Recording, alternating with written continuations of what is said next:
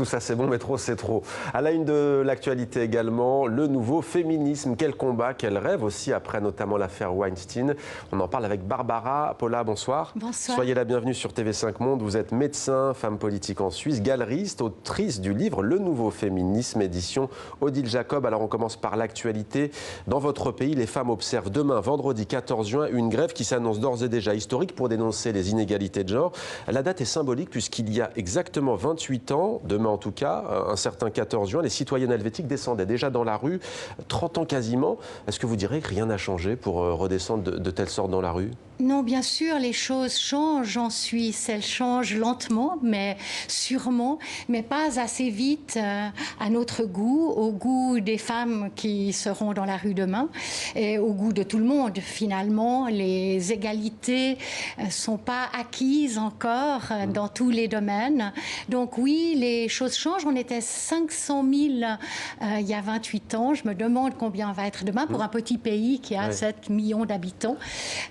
Et c'est une grève non seulement suisse, mais c'est une grève à la Suisse. C'est-à-dire que, en fait, c'est une grève décentralisée. C'est pas une grève à la française. Elle est très organisée. Plusieurs institutions, beaucoup d'entreprises, en fait, donnent à proprement parler congé aux femmes qui vont suivre la grève.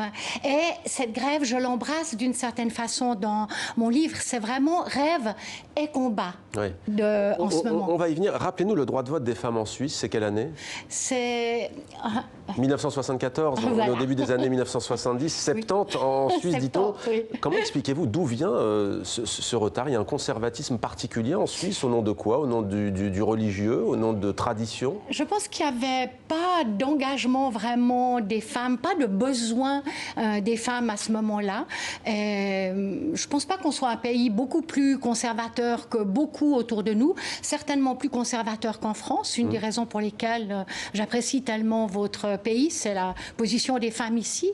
Mais je crois que les choses, elles viennent en Suisse au rythme suisse. Oui. Et donc, je n'ai pas de critique particulière. D'ailleurs, vous voyez, je ne me souvenais même pas de l'année précisément. Il faut dire que je n'étais pas née. Oui. Alors, on va maintenant parler donc de ce livre, Le nouveau féminisme. Alors, c'est très intéressant. Vous déclinez l'écoféminisme, féminisme entrepreneurial, l'afroféminisme aussi, féminisme intersectionnel. De manière globale, qu'est-ce qui a changé depuis cette fameuse affaire d'Hollywood, Weinstein? Alors, je pense que c'est vraiment la prise de conscience. On a beaucoup parlé de la libération de la parole des femmes. Moi, je pense que c'est une prise de conscience vraiment universelle de tout le monde, des femmes, mais aussi des hommes, de l'importance, en fait, de la question du féminisme comme un humanisme, la prise de conscience aussi des violences, une des choses contre lesquelles s'élèvent les organisatrices de la grève et contre laquelle nous devons tous et toutes nous élever.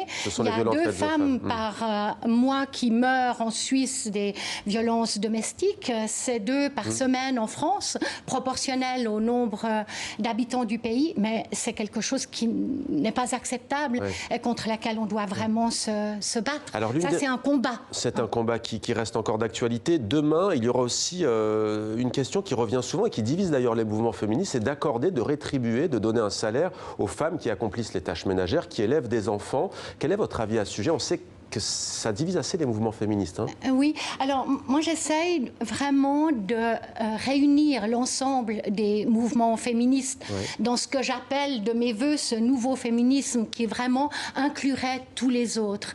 Et je pense que les femmes qui réclament en fait un salaire pour le travail domestique, elles ont des très très bonnes raisons pour ce faire.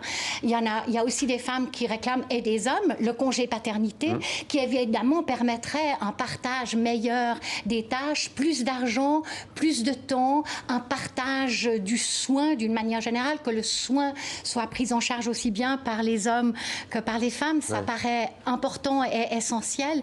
Et donc, quand vous regardez l'ensemble des 19 revendications, en fait, du manifeste qui a été écrit par les organisatrices de cette grève, c'est extraordinaire. Je veux dire, elles revendiquent vraiment de représenter les femmes du monde monde entier. Elle revendique l'égalité et le droit à la liberté sexuelle. Elle revendique ce que vous venez de dire, le plus de temps, plus d'argent.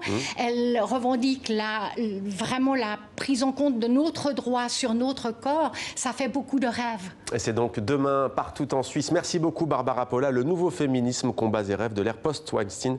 C'était les éditions Odile Jacob. Merci à vous. Merci.